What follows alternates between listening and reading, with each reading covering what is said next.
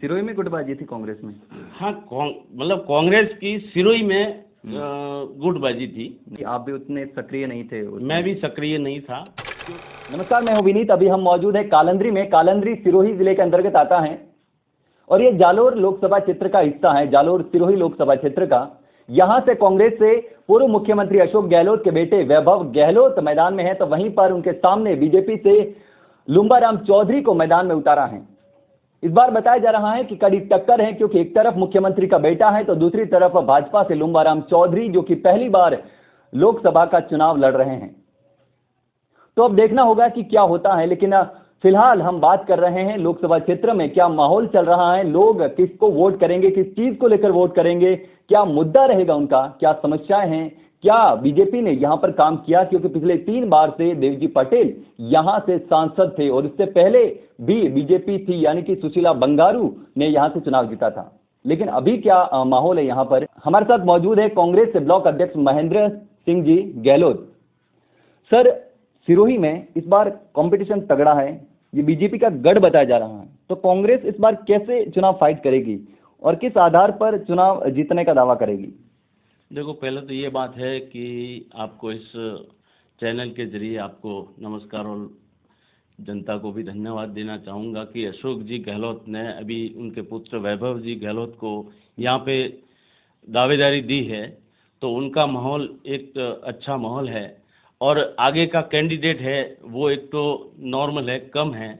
और जिस तरह ये बीजेपी ने 3 कार्यकाल में जो यहाँ पे विकास नहीं किया, इसलिए देव जी भी अभी चुप है और देव जी भी अभी मतलब दौरे पे नहीं है, वो कोई बोल नहीं सकते, वो कोई कह नहीं सकते। इसलिए अब की बार जो गहलोत जी, वैभव जी गहलोत, और अभी ये माहौल भी अच्छा बना है उनके पक्ष में और जनता सब बीजेपी को जान चुकी है। बीजेपी में गुटबाजी भी चल रही है, जहाँ देवजी पटेल ने लोकसभा का चुनाव जीता था और उसमें वो जमानत जब्त हो गई थी।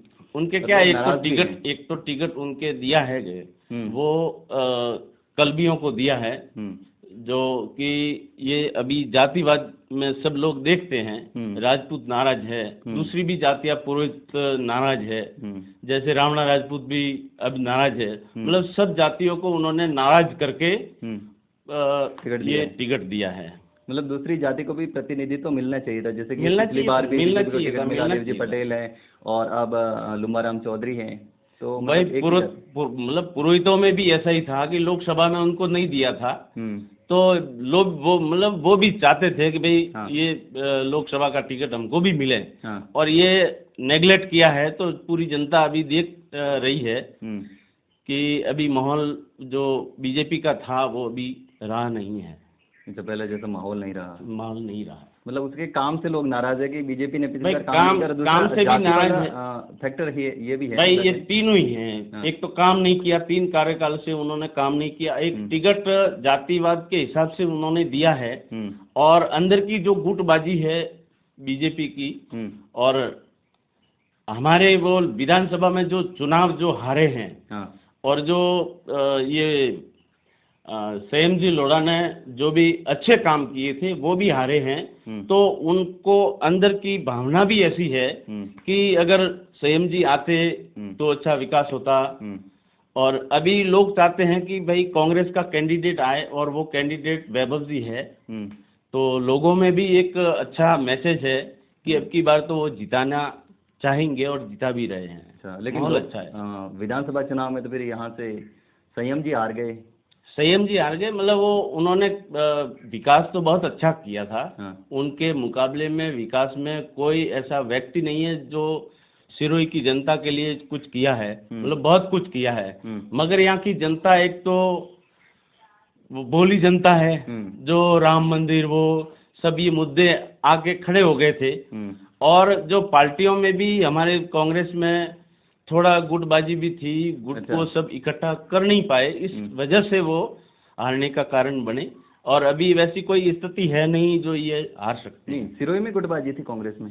हाँ, मतलब कांग्रेस की सिरोही में गुटबाजी थी। नहीं, वही ना, मतलब वो सब गुटों को एक नहीं कर पाए, पार्टी भी नहीं कर पाई। और जो कैंडिडेट था संयम जी लोढ़ा साहब, वो भी पार्टी को इकट्ठी कर नहीं सकती, और मतलब नहीं की, इसलिए उनको हार का सामना करना पड़ा। अच्छा, बताया जा रहा है कि आप भी उतने सक्रिय नहीं थे मैं भी सक्रिय नहीं था, क्योंकि हमें कार्यकर्ता थोड़ा मतलब मायूसी थी, और सब एक न होने के कारण अपन को ये सीट गंवानी पड़ी। तो इस बार कार्यकारिणी की बैठक वगैरह हुई चुनाव को लेकर के? अभी क्या, अभी यहाँ सबकी मतलब हो गई है, और सबको एक मंच पे आके सब अपना अपना कार्य कर रहे हैं, और सबकी सिरोही जिले में पकड़ भी है, और प्रचार भी ज़्यादा धुआंधार चल रहा है। अच्छा, तो अभी आप मानते हैं सारे कार्यकर्ता एक होकर के पूरी कार्यकारिणी है, पूरी कार्यकारिणी एक हो चुकी है, एक मंच पे सब आ चुके हैं, और अब प्रचार पे सब अपना अपना काम कर रहे हैं। हर जिले, क्षेत्र और पंचायतों में सब अपना अपना कार्य कर रहे हैं लोग। अच्छा, लेकिन चुनावों में मैं देख रहा हूँ, जैसे यहाँ पर जो लोकल मुद्दे, जैसे कि बीजेपी का अगर एग्जांपल ले लें, तो वो यहाँ के लोकल मुद्दों पे कम बात कर रहे हैं। हमने राम मंदिर बनवा दिया, 500 साल बाद भगवान राम को लेकर आए हैं, तो हमें विश्वास है कि हम भगवान राम के नाम से चुनाव जीत जाएंगे। तो इसको आप कैसे देखते हैं? देखो, अब जनता धर्म तो एक है ही है, और मंदिर आज मतलब बना है, तो सबकी भावना तो अच्छी है कि भाई मंदिर बना, एक अच्छी बात है।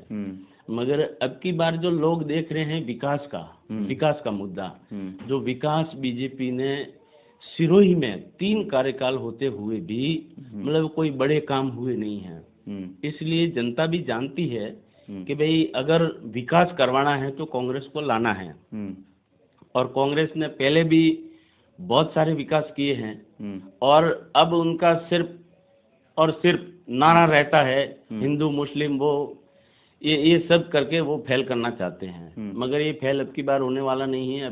अब की बार तो विकास के मुद्दे पर ही लड़ा जाएगा, और लड़ रहे हैं, और आगे भी हमारी विजय होने वाली है। लेकिन अब देखा जा रहा है कि जैसे पार्टी है कांग्रेस, उसको दबाया भी जा रहा है और वो कमज़ोर होती जा रही है। मतलब ऐसा लगता है कि जैसे बीजेपी हावी हो जा रही है, जैसे एजेंसियों का मिसयूज़ करना हो, कांग्रेस का तो खाता करती है सीज ना, करना जैसे हो, केजरीवाल को जुर्माना लगा देना हो, या केजरीवाल को ईडी के जरिए अंदर डाल दिया है, तो दबंगाई तो है उनकी। ये क्या है, सद्दाम हुसैन की तरह एक सांप छोड़ना चाहते हैं कि हम दबंगाई के साथ हम लड़ेंगे और लोग वोट देंगे। जैसे कि अब की बार हमने राशन थैलियों में राशन भर के दिया है, और वो मोदी जी ने खाली थैली दे दी है, खाली थैली। तो ये मतलब क्या है, एक लोगों पे तमाचा है, लोगों को एक गुमराह करके जैसे मतलब थैली दी है। नहीं, खाली थैली देने का औचित्य क्या हो सकता है? क्या मालूम उनका क्या औचित्य है। ये तो देखो लोग ही मतलब जान चुके हैं, लोग जानते भी है कि भाई खाली थैली मतलब एक अपने आप में वो पत्थर फेंकने वाली बात कर दी है उसको। मोदी जी ने जो गरीबों को देना ही तो राशन दो। राशन दो, थैलियों से क्या लेना देना। दो थैलियों का क्या थैलियों का। वो खाली फोटो लगा के वो थैलियाँ बांट रहे हैं। तो अब की बार तो उनको अगर कोई ना कोई अच्छा करना होता तो वो राशन भर के देते। प्रचार के लिए प्रचार के लिए उन्होंने फोटो भेजा है। फिर भी मतलब उनकी इतनी दबंगई है कि भाई हम थैली भी देते हैं और वोट भी लेते हैं। थैली भी देते हैं। अब की बार वो स्थिति नहीं है। अब की बार लोग जानते भी हैं कि अभी मोदी जी की हालत बहुत खराब है, क्योंकि सब उनके अंदर का गुट भी ऐसा ही चाह रहा है कि भाई मोदी जी अब की बार वो कमज़ोर कर रहे हैं, उनकी पार्टी में ही उनको कमज़ोरी दिख रही है। लेकिन हिंदुत्व की राजनीति करते हैं तो क्या आपको लगता है कि हिंदुओं की वो हिंदुओं के लिए सोचते हैं? हिंदुत्व की राजनीति तो देखो ये राजनीति है, और हिंदू मुस्लिम करके ये सबको वोट बटोरना चाहते हैं। तो वो फर्स्ट कार्यकाल में, सेकंड कार्यकाल में और ये थर्ड कार्यकाल में तो लोग जानते हैं। वो कहते हैं कि भाई एक बार तो धोखा खा सकता है, दूसरी बार भी खा सकता है कोई ना कोई झांसा दे के, और तीसरी बार लोग धोखा खाने वाले नहीं हैं। अच्छा, तो अभी हमारे साथ मौजूद थे महेंद्र जी, हमने उनसे बात की, उनसे जाना कि क्या माहौल चल रहा है, किस चीज़ को लेकर के लोग वोट करना चाहते हैं, बीजेपी क्या कर रही है और कांग्रेस के पास क्या आधार है जिसको लेकर के वो चुनावी मैदान में हैं और जीतने का दावा करते हैं।